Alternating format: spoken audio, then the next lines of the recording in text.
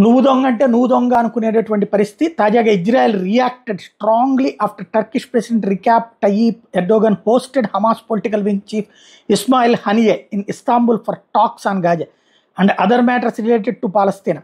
Foreign Minister of Israel in a post on X slammed Turkish president for meeting Hamas leadership, while Turkey's foreign minister in response criticized Israeli government for ongoing war in Gaza. ఇది ఒక పక్కన యుద్ధం జరుగుతున్నటువంటి వేళ Hamas తీవ్రవాదులను పిలిపించుకుని ప్రత్యేకించి Turkey మాట్లాడటం, Turkey అదే సందర్భంలో ఈజిప్ట్తో కాన్ఫరెన్సులు నిర్వహిస్తూ ఉండటం. ఈ సందర్భంలో ఇజ్రాయెల్ దీన్నంతా తప్పుపట్టింది. తీవ్రవాదులు ఒక పక్కన బందీలను ఇప్పటిదాకా కూడా తమ దగ్గరే పెట్టుకున్నటువంటి తీవ్రవాదులతో పిలిచి చర్చించడం ద్వారా ఎలాంటి సంకేతం ఇస్తున్నానని ఇజ్రాయెల్ అడిగింది.